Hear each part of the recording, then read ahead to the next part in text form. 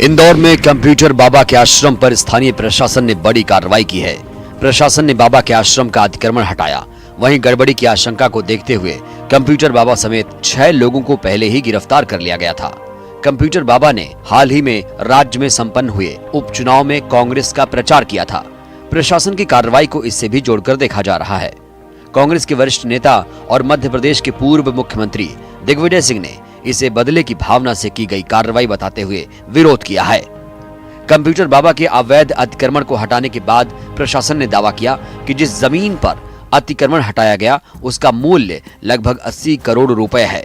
संपूर्ण क्षेत्र का रकबा 40 एकड़ से भी ज्यादा है। यहाँ अब एक अच्छी गौशाला का निर्माण होगा, साथ ही यहाँ धार्मिक स्थल का विकास भी होगा।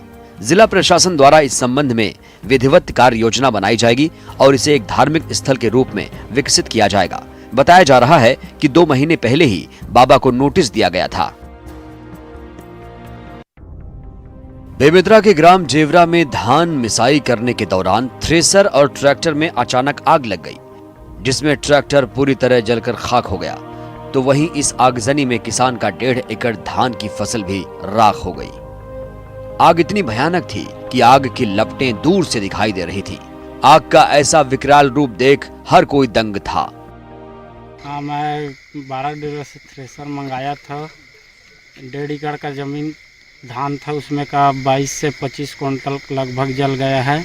शॉर्ट सर्किट के नाम से अंदर से लूप मारा और आगे लग गया। क्या कर रहे थे आप उसमें? थ्रेसर चला रहे थे। इलाके में लगातार ट्रैक्टर और पैरावट में आगजनी की घटनाएं हो रही हैं, जिससे किसान परेशान दिखाई दे रहे हैं। ये आग कैसे लगी, अभी इसके बारे में ठीक नहीं बताया जा रहा है।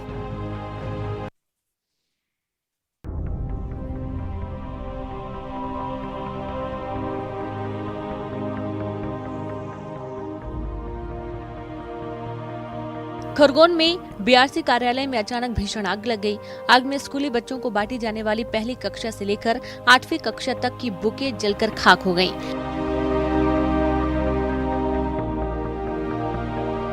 मौके पर पहुंचे फायर फाइटर ने आग पर काबू पाया, लेकिन इस दौरान आग में हजारों की किताबें जलकर खाक हो गईं। आशंका जताई जा रही है कि आग किसी अज्ञात असामाजिक तत्वों ने लगाई है। चर्चा है कि रिकॉर्ड को नष्ट करने के लिए तो कहीं ये आग नहीं लगाई गई है।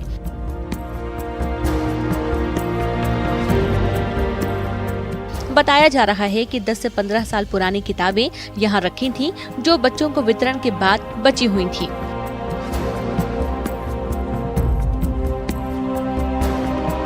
आग लगने के कारणों की जांच के पहले कई सवाल उठ रहे हैं। सूचना मिलते ही बीआरसी मुरलीधर महाजन मौके पर पहुंच गए। बीआरसी महाजन का कहना है कि असामाजिक तत्वों ने आग लगाई है।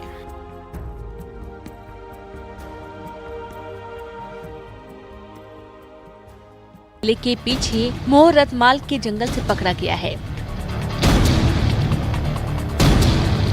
लगातार खबर मिल रही थी कि मोहरत माल के जंगल में तेंदुआ पहुंचा हुआ है, जिसके बाद वन विभाग ने जंगल में 3 पिंजरे लगाकर रखे थे। पकड़े गए नर तेंदुए की उम्र 5 साल बताई जा रही है। पकड़े गए तेंदुओं को इंदौर के जुहू में छोड़े जाने की संभावना है। ये पूरी कार्रवाई सिंधवा वन विभाग ने की है। वन विभाग का मानना है कि क्षेत्र में 1 से 2 मादा तेंदुए के होने की संभावना और है। इसी को देखते हुए अभी कुछ समय और पिंजरे लगाकर रखे जाएंगे। तेंदुआ इतना ज्यादा आक्रोश में है कि उसने बार-बार पंजा मारकर पिंजरे की एक पत्ती को क्षतिग्रस्त कर दिया, जिसमें से उसे निकालकर अन्य पिंजरे में शिफ्ट किया गया है। अरे बे बातें सब भूलने पुरानी बातें में काधल। दमोह जिले के जबेरा में बीएसपी का बुंदेली भाषा में वोट मांगने का एक वीडियो वायरल हो रहा है। आरोप है कि इस वीडियो को एडिट करके बनाया गया है। बताया जाता है कि जबेरा विधायक धर्मेंद्र सिंह लोधी अपनी विधानसभा क्षेत्र में कोरोना काल में मृत हुए लोगों के परिजनों से मिलने और शोक संवेदना व्यक्त करने के लिए उनके निवास पर अरे पहुंचे थे। बेबातें इसी सब दौरान भूल जवेरा ने। क्षेत्र के कलेहरा खेड़ा गांव में पुरानी बातें बहुजन का समाज पार्टी के 2018 विधानसभा चुनाव में जवेरा क्षेत्र के प्रत्याशी डेलन सिंह से जब उनकी मुलाकात हुई, उसी दौरान बीएसपी कार्यकर्ताओं द्वारा उनकी डेलन सिंह के साथ फोटो लेकर उनकी फोटो को एडिट कर बुंदेली भाषा में वोट मांगने वाला वीडियो बनाया गया और उसे वायरल कर दिया गया। बिलासपुर के वार्ड नंबर 10 में मुख्यमंत्री स्लम स्वास्थ्य योजना की मोबाइल मेडिकल यूनिट ने 150 लोगों का इलाज किया और दवाइयां भी मुफ्त में दी गईं। जरूरत के अनुसार कोरोना संक्रमण और कोरोना से जुड़ी जरूरी जानकारियां भी उपलब्ध कराई गईं। इस कदम से क्षेत्र के जनप्रतिनिधि की दूसरे लोगों ने जमकर सराहना की और बताया कि निचली बस्तियों में इस तरह की यूनिट की बहुत ज्यादा आवश्यकता है।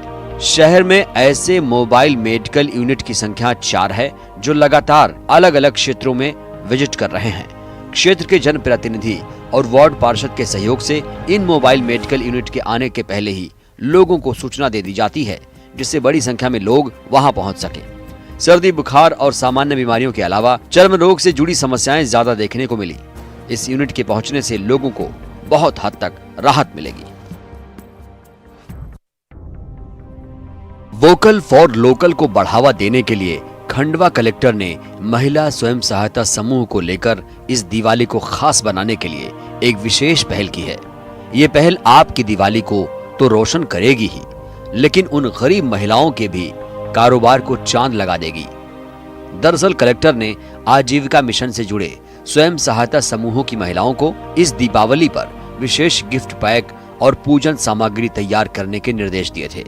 अब ये तैयार सामग्री बेचने के लिए उन्होंने कलेक्ट्रेट में इन स्वयं सहायता समूह की महिलाओं को विशेष स्थान मुहैया कराया है। दीपावली के उपलक्ष्य में हमारे यहाँ के स्वयं सहायता समूह की महिलाएं कई प्रकार के गिफ्ट आइटम्स तैयार कर रही है, जो कि कुछ आइटम्स गाय के गोबर के शुद्ध देसी कंडे है, प्रसाद है और चरण पादुका वगैरह, दीपक वगैरह, धूप बत्ती वगैरह जो है वो कुछ चीज़ें घर पर रेडी कर रही है और कुछ चीज़ें मार्केट से थोक बाजार में से खरीद कर कम पैसों से लाकर और उनको रेडी करके डेकोरेट करके और गिफ्ट बॉक्स के लिए अभी तैयार किया, स्टोर किया है। क्वालिटी आप लोगों ने बनाए हैं, उससे साफ परिलक्षित होता है कि बहुत ही अच्छी ट्रेनिंग इन्होंने ली है और लगातार अपना इम्प्रूवमेंट कर रहे हैं, कैंटीन चला रहे हैं और चीज़ें जो हैं वो निर्मित कर रहे हैं। पूरी पूजा की सामग्री है इसमें, तो इन सबको बहुत बहुत मेरी तरफ से शुभकामनाएं और आगे भी इस तरह से हम लोग कार्यक्रम को आगे बढ़ाएंगे और अधिक से अधिक लोगों को प्रशिक्षित करेंगे।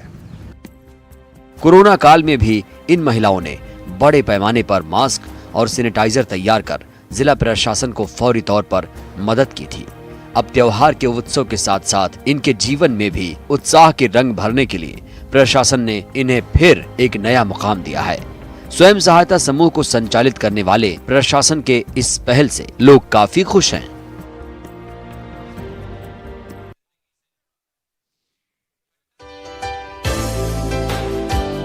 राजनांदगांव में एक संस्था महिलाओं और बालिकाओं को जागरूक करने के लिए विशेष अभियान चला रही है, जिसके तहत महिलाओं को सैनिटरी नैपकिन यूज करने के लिए कहा जा रहा है।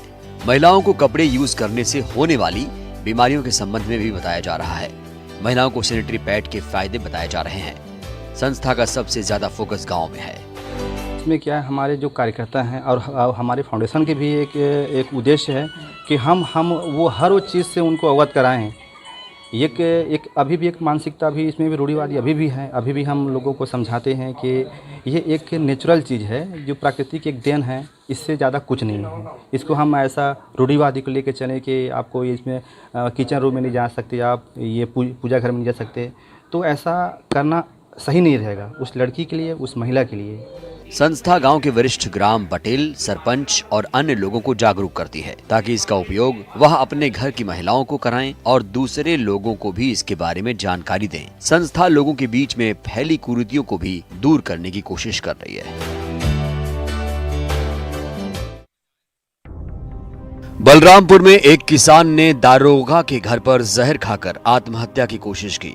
किसान को जिला चिकित्सालय में इलाज के लिए भर्ती किया गया है, जहां इलाज जारी है। फिलहाल किसान की हालत खतरे से बाहर है।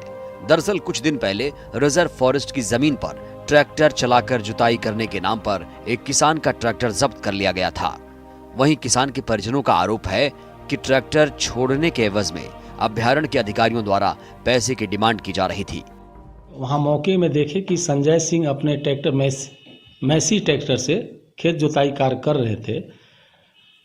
जब्ती तैयार कर ट्रैक्टर को नागर सहित जब्त करके यहाँ बलरामपुर ले आए और प्रकरण पंजीबद्ध हुआ और इसकी सूचना अपने वरिष्ठ अधिकारी को दे दी गई। अधिकारियों ने परिजनों के आरोपों को बेबुनियाद बताया। ट्रैक्टर छोड़ने के लिए किसान के द्वारा दबाव बनाया जा रहा था।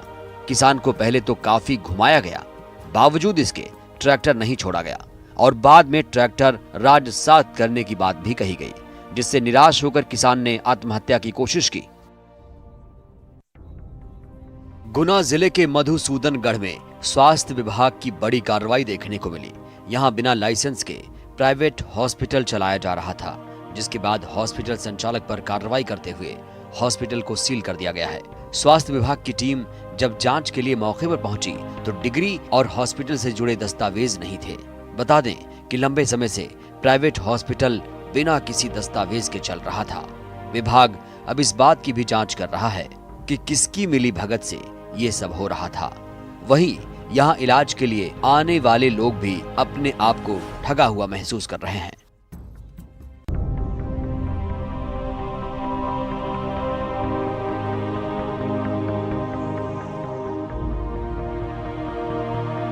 प्रदेश के कृषि मंत्री कमल पटेल की गृह जिले हरदा में कृषि विभाग एक्शन मूड में दिखा। कृषि विभाग के अधिकारी हरदा रेलवे रेक पॉइंट पहुंचे। कृषि अधिकारियों ने रेलवे रेक के जरिए आई खाद के नमूने लिए।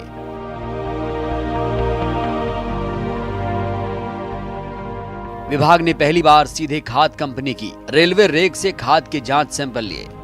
अचानक हुई इस कार्रवाई से खाद व्यापारियों में हड़कंप मच गया।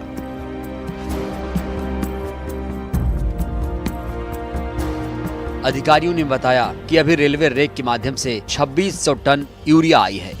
अभी तक रबी के सीजन में 111 जांच सैंपल लिए गए हैं।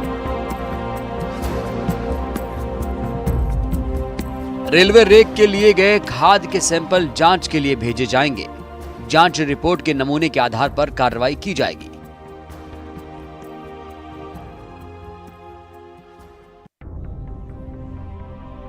राजनांदगांव में खरीफ सीजन की कटाई के बाद मंडी में धान की आवक बढ़ गई है। इन दिनों रोजाना मंडी में 10 से 12 हजार कट्टा धान पहुंच रहा है। धान खरीदी शुरू होने के चलते किसानों को मजदूरी भुगतान और दूसरे कार्य के लिए मंडी में धान बेचना पड़ रहा है। इसके अलावा दिवाली का त्योहार भी नजदीक है। इसके चलते किसान मंडी में धान बेचने पहुँच रहे हैं।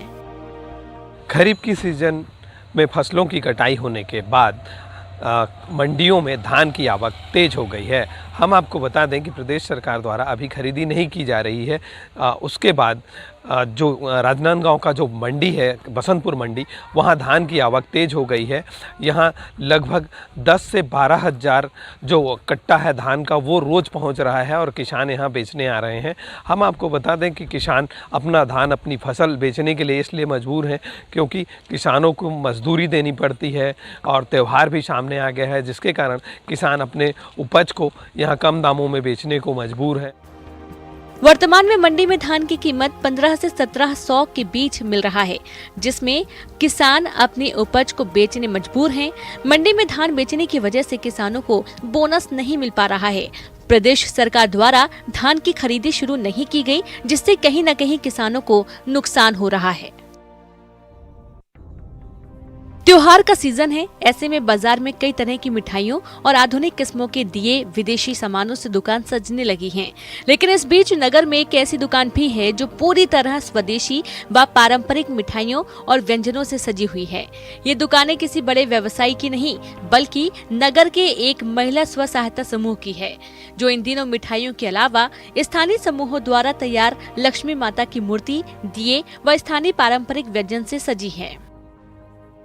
हम लोग निहान बाजार नगर पालिका के माध्यम से खोले हैं और हमें बहुत अच्छा लग रहा है। यहाँ पे सभी महिलाएं आती हैं और अपनी ज़रूरतों का सामान लेकर के जाती हैं। और अभी उतना ज़्यादा अभी तो सेलिंग नहीं हो पा रहा है, लेकिन हम लोग का सोच है कि थोड़ा इससे ज़्यादा हो। दरअसल बालोद नगर पालिका क्षेत्र में संजारी क्लब के पास महिला समूह द्वारा बिहान बाजार का संचालन किया जा रहा है। इन महिला समूहों द्वारा इस त्योहारी सीजन से संबंधित लक्ष्मी की मूर्ति, दिया के अलावा खाने की सामग्री जिसमें ठेठरी, खुरमी, मुरकू, शक्कर, पारा, छत्तीसगढ़ी व्यंजन बेचा जा रहा है। के महासचिव के मुताबिक 2 दिन चलने वाले कार्यशाला में 10 बजे से दोपहर 1 बजे तक रंगोली का प्रशिक्षण दिया गया।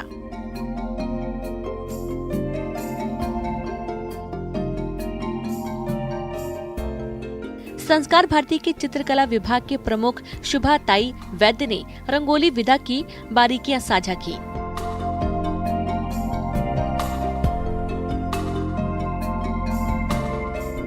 दो दिवसीय इस निःशुल्क रंगोली कार्यशाला का शुभारंभ शनिवार को इंदौर प्रेस क्लब के अध्यक्ष ने किया। पहले दिन दोपहर 3 बजे से शाम 5 बजे तक हुई कार्यशाला में संस्कार भारती की टीम रंगोली बनाने के शुरुआती चरण की जानकारी दी गई। चीन का शंघाई शहर एक शानदार लेजर और लाइट शो से जगमगा उठा। वहां तीसरे चाइना इंटरनेशनल इंपोर्ट एक्सपो की ओपनिंग पर यह कार्यक्रम रखा गया, जिसकी रौनक कोरोना संकट में भी फीकी नहीं पड़ी। हर बार की तरह इस बार भी एक्सपो की शुरुआत भव्य लाइट शो के साथ की गई और काउंटडाउन होते ही पूरा शंघाई रंग बिरंगी रोशनी में नहा गया। आसमान छूती इमारतें ऊपर से नीचे तक जगमगाने लगी। उन पर लेजर लाइट से अलग अलग आकृतियां और फूल बनते दिखे। ऐसी चकाचौंध जिसे देखकर ऐसा लगा जैसे चीन में दिवाली का जश्न मनाया जा रहा हो। लेकिन कार्यक्रम यहीं खत्म नहीं हुआ। इसके बाद इमारतों से तेज रोशनी की किरणों ने अपनी चमक छोड़नी शुरू की। ऐसे खूबसूरत नजारे के सामने हुआंगपू नदी में लोग क्रूज का मजा लेते भी नजर आए। ब्रिटेन में कोरोना मरीजों की जांच के लिए सैंपल जुटाने के काम में ड्रोन का इस्तेमाल शुरू हो गया। ऐसा इसलिए किया गया ताकि दूर दराज के इलाकों में रहने वाले लोगों के सैंपल कम वक्त में लैब तक पहुंचाए जा सके। और इसी खूबी की वजह से अब ब्रिटेन की नेशनल हेल्थ सर्विस इस ड्रोन का जमकर इस्तेमाल कर रही है। छोटे विमान की तरह दिखने वाले इस ड्रोन में 4 पंखे लगे हैं जो इसे रफ्तार के साथ दिशा भी देते हैं। बैटरी से चलने वाला यह ड्रोन एक बार में करीब 100 किलोमीटर तक की उड़ान भर सकता है। यही नहीं, इसमें एक बार में 80 मरीजों के सैंपल ले जाए जा सकते हैं। ब्रिटेन के शेम्सफोर्ड में इस ड्रोन का प्रदर्शन भी किया गया, जिसमें ये सैंपल लेकर उड़ान भरता दिखाई दिया। बताया गया कि जिन सैंपलों को सड़क के रास्ते लैब तक लाने में कई घंटे लग जाते थे, उन्हें ये ड्रोन कुछ मिनटों में ही ले आता है, जिससे मरीजों की रिपोर्ट तैयार करने में लगने वाला वक्त भी कम हुआ है।